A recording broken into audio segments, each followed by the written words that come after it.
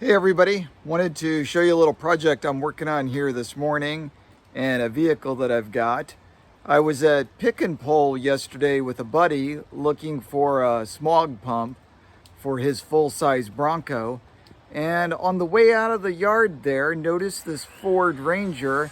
First kind of looked like just an ordinary run-of-the-mill Ranger, but took a closer look and noticed there was an electric emblem underneath the Ranger badge, and took a closer look. It turns out this is a model year 2000 Ford Ranger EV, limited production from Ford. It was built as an electric vehicle and leased as a fleet vehicle, and then at some point got into private ownership, and somehow it ended up at Pick and Pull.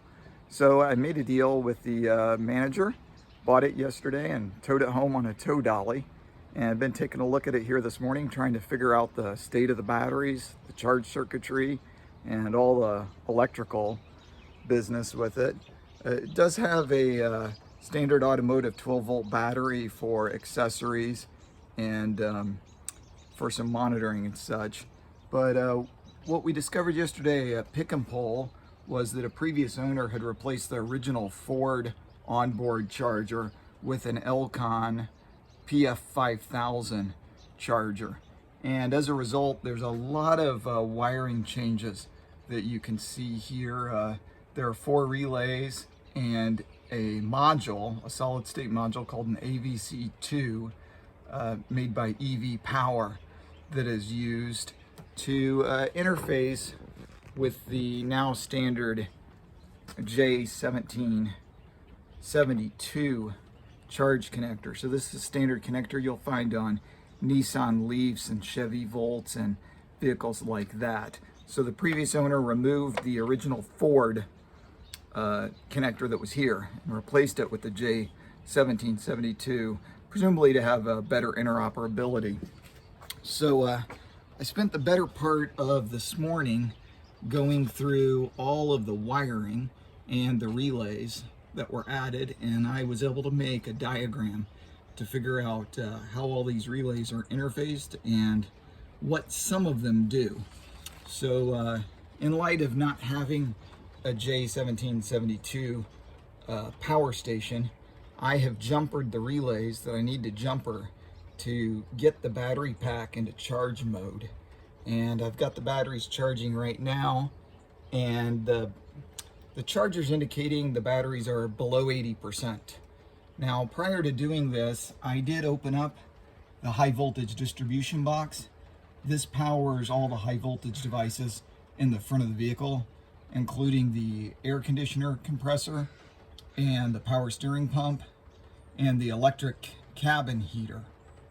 That box does have an interlock in it to protect people from getting shocked by the 312 volts DC that's provided by the battery bank. Once I opened up the cover, I overrode that, and I measured 214 volts from the battery bank. Now, I know by reading some of the manuals and the student manual that's available on the forums that there is kind of a soft start relay as part of the battery power management that puts in series, I think, a 20 ohm resistor to not provide maximum voltage on initial startup. So I don't know if that 214 volts I was measuring was that soft start or if that's actually the voltage of the batteries. This is a later model Ford Ranger EV. As I said earlier, this is a model year 2000. The early units had lead acid batteries, which had pretty pathetic range. They were in the neighborhood of 50 miles when they were brand new, and apparently that range dropped very quickly with the lead acid batteries. But at some point, Ford switched to using nickel metal hydride batteries, and the label on the back of this truck indicates nickel metal hydride, and I am thinking it has nickel metal hydride, and I'm hoping it has nickel metal hydride. So take a little bit more look around the vehicle. It does have the Ford tonneau cover on it. You can see here on the side of the cab the electric vehicle badge indicating it's a Ranger EV. Take a look inside here.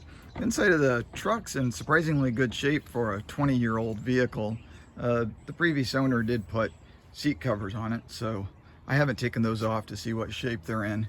The dash cluster is really interesting. We have a fuel gauge, but instead of a normal fuel gauge, it's got a little power cord with a plug coming out the side of it. And then we have an Econo gauge that shows you basically how much you're loading down the battery bank. And then miles to empty or distance to empty. Kind of concerning that the top end is 60 miles. But as I said earlier, the original lead acid version of this truck had a range of about 58 miles. So the nickel metal hydride did have a longer range, and I'm hoping that, you know, maybe we'll see 60 to 75 mile range, and at some point maybe upgrade the battery pack to lithium and go from there. We've also got a temperature gauge and whether or not the truck's on or not. Now we've got these dash lights lit up. That was part of the relay override that I did to get it into charge mode. So I have no idea what I'm gonna have left once things get charged back up and I actually put the key in. The key's not in right now, even though all these dash lights are lit up. And you can see for the gear selector, we have park, reverse, neutral, and drive, and E for economy. In economy mode, the truck applies a little bit more aggressive regenerative braking so that as you're slowing and coming to a stop, you can use some of the kinetic energy of the vehicle from the wheels through the motor to provide a little bit of charge back to the battery pack. The other thing that happens when you're in E is the top speed is limited to 65 miles an hour. So that was all in an attempt to get a little further range, get a few more miles on it before you need to go home and get a charge. The previous owner also left us the original charge connector that was mounted in the grille of the truck. And you can see we've got the electric logo on there again. This had a previous standardized connector that I think was standardized in 2003, but then the J1772 2009 standard came out a few years later, and that's what was adopted by a number of the auto manufacturers and the power stations for charging. So apparently the previous owner changed out the original with the J1772 2009 version. I was pleasantly surprised to find the original Ford owner's manual and quick start guide in this nice zipper pouch in the glove box. Some of you that know me might know how I appreciate having access to accurate and good documentation and good instructions. And it's nice to see that the previous owner kept this in the vehicle, didn't lose it, and passed it along in the sale. So I have access to that to understand how to operate the vehicle and how to get the most out of it. So I've had the charger going for almost an hour now, and it's still indicating the same as it was when I started things. I think it's probably kind of hard to see down there, but there's an LED on the front of the Elcon charger that's flashing about once a second red, and that indicates that the batteries are less than 80%. So once it gets up to 80%, it'll start flashing yellow, and then once it gets to 100%, I think it lights solid green. I can't remember, I have to look at the manual again, but that's what we're hoping to see. We're hoping to see that go to yellow and then go to green, and then we'll take it for a drive and see what kind of range we get and see what kind of speed we get, and I'll be sure to take everybody along with me. I think that's all for now.